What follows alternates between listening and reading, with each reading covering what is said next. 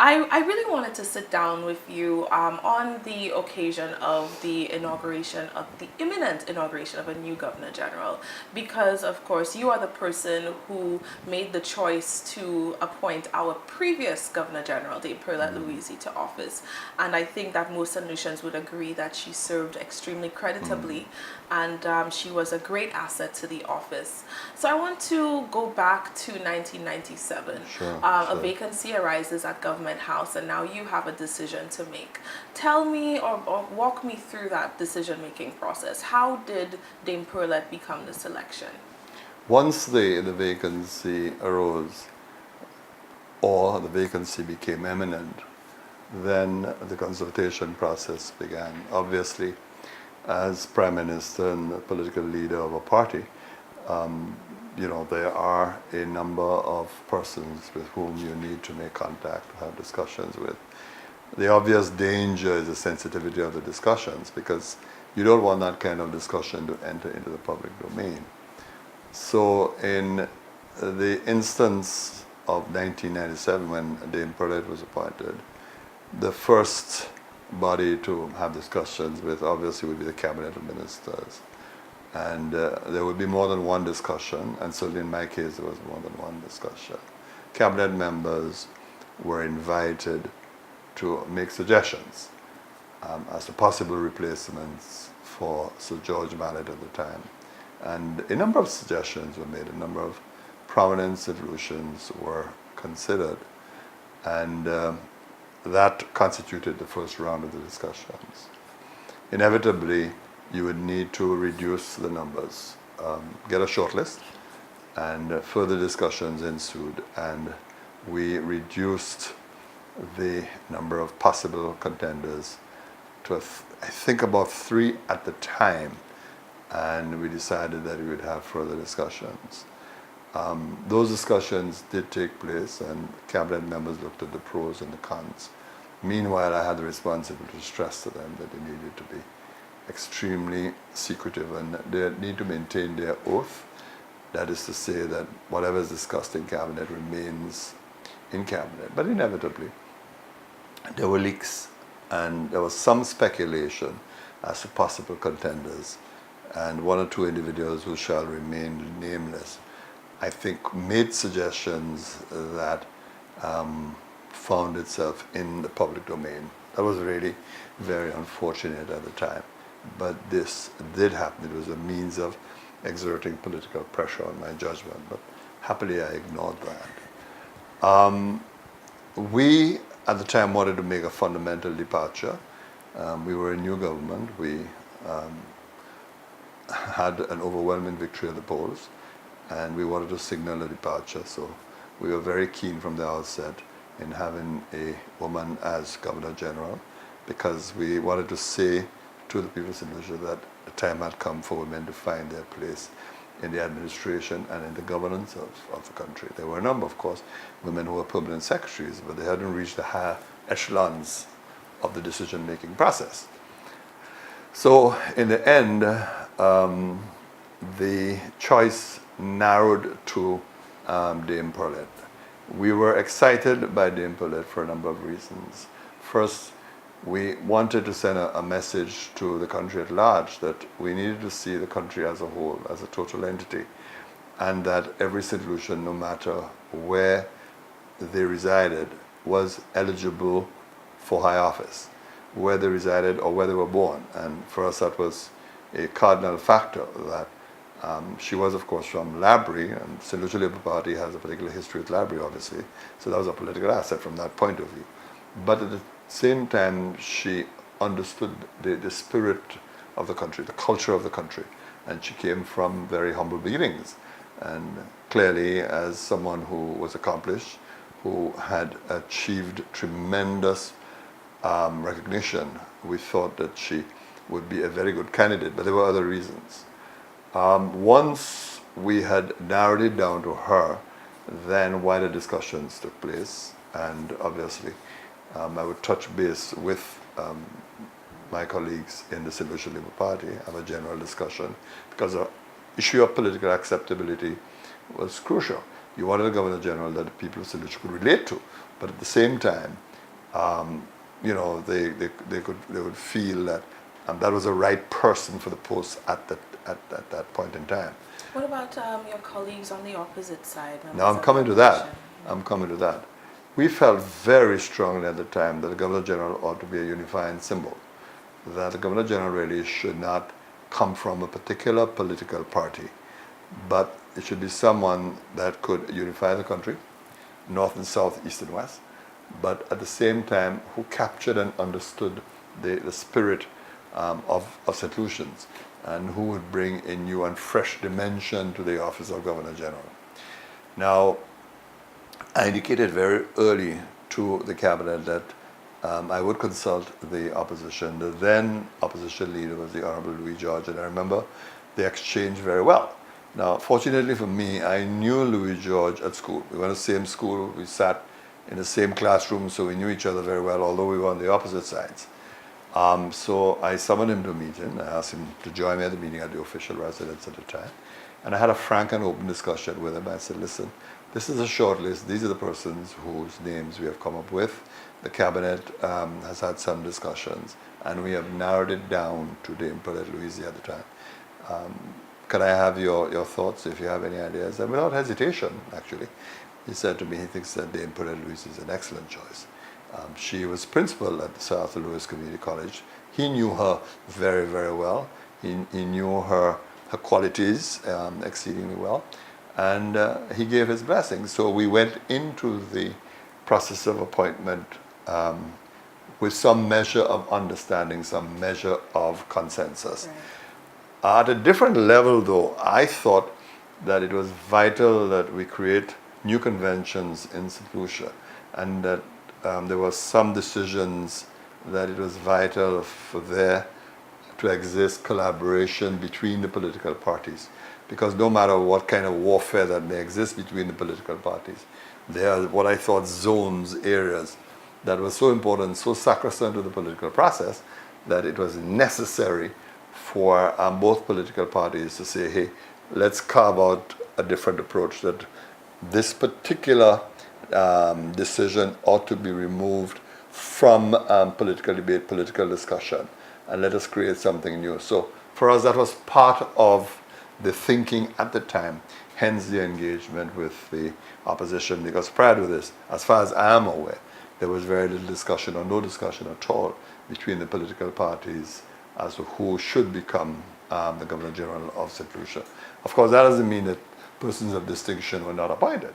You've had persons of distinction. But my point is that I think simply because you want somebody who is symbolic of the unity of the country, the aspirations of the country, someone who can relate to all sides, both political parties, touch the spirit of the ordinary person.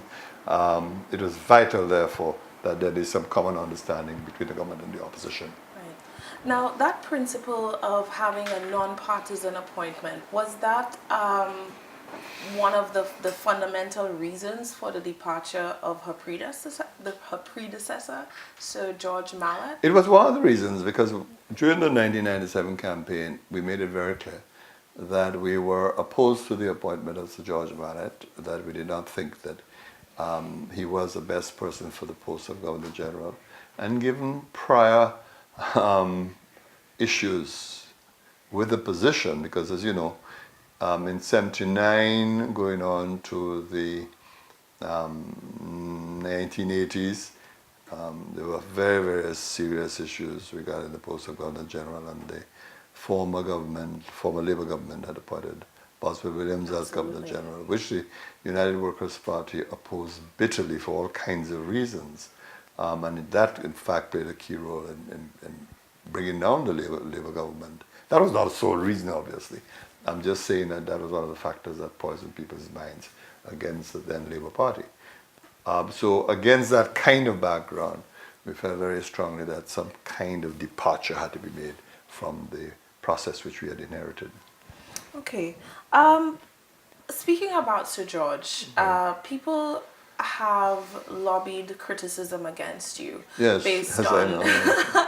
based on his brief tenure in office, and having to read the throne speech and say my government, and he's obviously just coming off of an opposing side. People are suggesting that you may have given him deliberately written speeches to needle him or rile him. Okay. How do you respond I to that? think I can respond to that at two levels. And I'm going to share with you the process, because I think it's a good opportunity to clear some myths about the post of Governor General, Jany. The first thing is that when the governor is delivering a throne speech, she's delivering the throne speech as the head of the executive. The convention is that she is speaking for the crown's government. It is the language of the crown.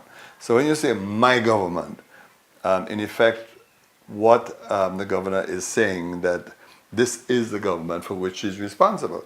If you wrote a speech and the speech spoke of the government, then you are imputing a distance between the governor general and the incumbent administration. If you listen to the throne speech by Her Majesty the Queen in England, she doesn't refer to the government like that. She speaks of my government because that is a constitutional theory. It is the Crown's government. It is Her Majesty's government. And the Governor General, of course, is a representative of the Crown, representative of Her Majesty. So that is a language of the Crown. And it seems to me it's a little bizarre how people have twisted that to suggest that I deliberately had Sir George Mallet to use the term my government to humiliate him. That's absolute nonsense. That is a language of throne speeches. Now let me just explain to you a little bit how the throne speeches are prepared. Certainly, this is what happened. I can only speak for my period, my tenure. The throne speech is a government's policy statement. And the throne speech is in fact prepared by the Prime Minister. It is really the Prime Minister's speech. And every throne speech over the years has been written and shaped by the incumbent Prime Minister. So we need to be very clear about that. Now, different Prime Ministers, I guess, have different approaches. And I recall when the throne speech was delivered to Sir George Mallet, after it was crafted, he did call me and ask to make some adjustments, which I did. I had no difficulty with his suggestions, with his proposals. Likewise with Dame Perlet, when I prepared a throne speech and sent it to her, there were times that she'd ask that adjustments be made, that the nuances of words be considered, alternative words. But it was never a situation where she ever interfered with the policy thrust of the speech. Her role, of course, was to caution, to warn, to give advice, and she did so from time to time. Of course, very early on in my tenure, I encouraged her to resort to Creole to explain aspects of the throne speech, because I was very, very concerned that the people of St. Lucia may not necessarily be able to make contact with the content of the speech, and we may have unwittingly isolated a significant section of the population. I wanted her to be the people's Governor General, and given, of course, her knowledge of Creole, because remember, she was very involved in crafting an orthography for St. Lucia. I mean, she readily went in that direction, and in fact, she encouraged us in that particular direction. And within a matter of years, the Creole section of the throne speech became a regular feature, and people looked forward to that section of the speech. In fact, Her Excellency at the time did resort to Creole, even though Parliament had not at the time changed its own rules to allow parliamentarians to offer explanations in Creole. Deal when she Yes, did yeah, that, yeah, and, but and she was absolutely in command of her Creole, and I think for a lot of us, our vocabularies were enriched by her choice of words. She really was very good. Somehow she touched the very sinews of your spirit and your soul when she used Creole. And it was really a treat on every occasion when the throne speech was delivered to listen to her. Yeah, I think that. Just 1 second. Sorry. Okay, we're Right, almost Jany, through, go. sir. Sure. her mastery of the Creole language and her introduction of the Creole language into formal state functions was something that was very notable Yeah, it touched about a her lot of tenure. And I solutions. think, Yes. yes, Solutions really took to that and loved it. Apart from that, however, what do you think was the most important quality or attribute that she brought to the office of Governor General during her tenure? Good gracious, there's so many, so many positive aspects of her tenure. Firstly, she had a remarkable relationship with the artistic community. She spoke their language. She understood their aspirations. She understood their role in the country. And she was able to earn tremendous respect and admiration from our poets, dramatists, calypsonians, our dance groups. She was passionate about the culture of the country. And you really do need a Governor General who understands the culture of the country, the culture of the people, and be able to interpret it and to meander through it. And the Imperial Louise was outstanding in that regard. We're all familiar with the struggles that she had in her early days to leave off her usual traditions of going to the market on a Saturday absolutely. morning. And she wasn't happy about that. and so on. Absolutely. The second thing is this. She came to the office highly educated. She had a PhD, and I'm not saying that was critical in her case, but she was also adept at languages. She knew French exceedingly well, so that it was not uncommon for her whenever we had French diplomatic presence or visitors from France to be able to break into French with absolute ease. And for us, that was always an asset. But she lived through her passion education. That while she was a Governor General, she never abandoned her interest in education, and constantly engaged in activities that would enrich her own philosophy of education, but at the same time give her opportunities to share her views about the future of education with those whom she interacted. The third thing about her was this. Dame Perrott had a passion for excellence. She hated mediocrity. And when civil servants wrote her letters that were either badly crafted or with spelling errors or with wrong interpretations of the law, she would call them and remind them and ask them to correct their letters. Some civil servants did not like that. Sending back a red marked up paper. Some civil servants did not like that.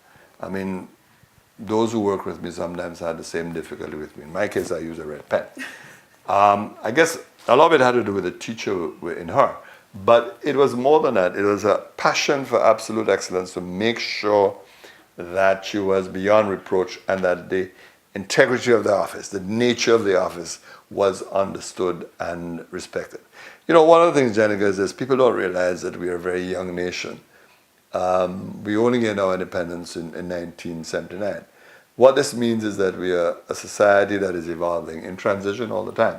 And we are perfect. We are not perfect, sorry. We make mistakes all the time. And we often don't realize that we have to put flesh on the bones of the Constitution that we have, so that the quality of governance does matter, because we are shaping for the future all the time. And I think with Dame Perrott, she was very anxious to protect the integrity of the office. Two other things that I'm going to mention very briefly. She was always concerned about the office itself, how solutions related to the office, what degree of respect they had for the office. And I think one of her major contributions, or if you like, one of her legacies, was to leave a book that detailed, to a very large extent, the protocol surrounding the office of Governor General, down to what kind of attire and what interpretation ought to be offered to the language used by a Governor General or by the Crown. I mean, this is a tremendous legacy to leave behind. It's written, it's available, so that future generations can actually look at it. I don't think we practice a lot of the things that she explained in the book, Because as I said, we were an evolving democracy, we were very young, and of course there's a natural resistance to do things in the way they ought to be done. But that was one of the legacies. Then she was a wonderful caretaker of the property. She loved gardening, and you could see the value of her work, the flowers. I mean, Government House is really a very beautiful property now. I mean, I suspect in retirement she's going to miss her flowers and her plants. But if you are talking of somebody who was put in trust of public property and really looked after it, it was the Governor General. She wasn't happy with succeeding governments over Government House itself because maintenance, funding battles. Funding was always a problem. And from time to time, when I served as Prime Minister, she called me up to complain about the allocation. But of course, I always had to explain we are also living through exceedingly difficult times. But we tried to be sensitive. Some of it was hurtful. I'll never forget, for example, when we had to protect the property by building that huge wall just below Government House, the kind of public criticism that was leveled at the government and leveled at her because of that kind of investment. A lot of people don't appreciate and understand that she was holding the property in trust for future generations of St. Lucian. But I'm just saying that she did a magnificent job. But in summary, Janica, I would say she had an incredible facility that she could have related to all sections of the society. That's a rare gift. She was able to relate to your key sectoral groups. She was able to relate to those who own the commanding heights of this economy. Yet she was able to relate to the working class, to the ordinary people. She shared their dreams. She was able to understand their aspirations. And that's rare. You don't get governors general who are able to do that kind of interaction and be able to interpret people and place value on what they believe. Yeah. Oh yes, absolutely. Sure. I just want to go back a little bit to your comments about how she continued to contribute to the field of education, even as Governor General, because some measure of discussion was taking place, looking at the length of her service, and saying that there were a number of equally prominent St. Lucians who could have served in the office with distinction, and putting her in that position may have in some way deprived the country of her contributions to the development in her field. So I just want you to address that, especially since you said she did continue to move. Well, let me just share something with you. When I called her and indicated I wanted to see her, and we met to have a discussion and said, well, listen, we are interested in appointing you or recommending your appointment as Governor General. She was initially shocked and astounded. I mean, I asked the question, well, why me? Why me of all persons? And then she says, well, what's going to happen to my passion for education? It's been my life, and there's so much to do, and so on. Would I be able to contribute to the evolving process in education and make my contributions? I did explain at the time, yes, I thought that was very possible, very feasible, in fact would be a very good thing. And when she was appointed, she continued to maintain very close ties, not only with the teaching profession, but to Sir Arthur Lewis Community College. I mean, she had this passion. She wanted to see the transformation of Sir Arthur Lewis Community College find its place in the intellectual life of this country, contribute to helping this country identify itself, but also to undertake the very vital research that is necessary to underpin decision making in the society and the country. So I certainly encourage that. But other countries tapped into her skills. The Commonwealth Secretariat, for example, made use of those skills. The fact of the matter is that she came from a position where she was an administrator to a position where she actually helped to influence and shape policy. So that if you're talking about opportunity cost, then I would very easily say to you, Janica, that with Her Excellency, with the Impellent, that in fact she contributed to education in more meaningful ways, and her contributions became more incisive and more powerful precisely because she was in a position where she could help to shape and give guidance to policy. That certainly is a very interesting perspective. Sure. I think that no matter what you think of the selection, we all can agree that she was a game changer in, She was. in the office. Yes, she was. There's no question about that. I mean, and it goes beyond her use of Creole. It goes to the very way she interacted with the society, the way she took care of our property, the way she was able to mingle with kings and with ordinary people with absolute ease. I mean, the character, her poise, her dignity, her sensitivity. I mean, let's face it, Jany, nobody's perfect. We all have our weaknesses. We all make mistakes from time to time. And I'm not suggesting that Her Excellency was 100% perfect that day. I mean, there certainly would be things I would have issues with. But that does not mean that when you really look at the totality of her contribution, that you cannot be impressed. Her contribution was really immense, was overwhelming, and will shape the nature of this post for decades to come. I really do think that St. Lucia is proud of Dame Pearlette Louise and her tenure. One last question for you, and this is a yes or no answer. I can't guarantee you tell me a yes or no, and I'm not being a lawyer here, by the way. So after Dame Pearlette demitted office on the 31st of January 2017, we await the appointment. No, 31st of December. The 31st of December 2017, yes. we await the appointment of our new Governor General. Are we an ungoverned country at the moment?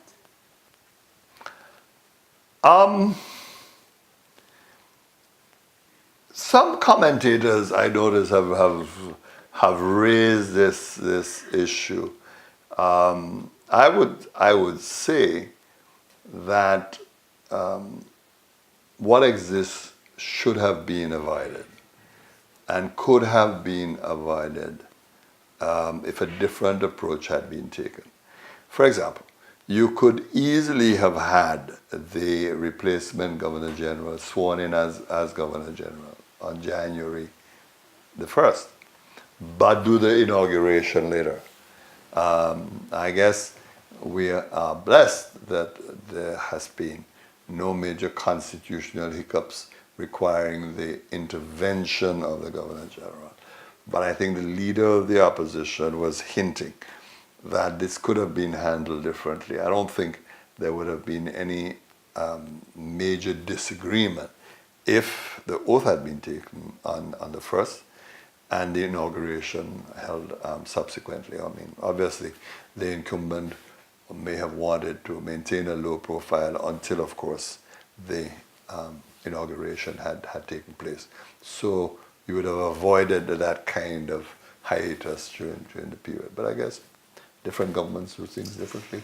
Absolutely. Thank you so much My for pleasure, your time Janika. today.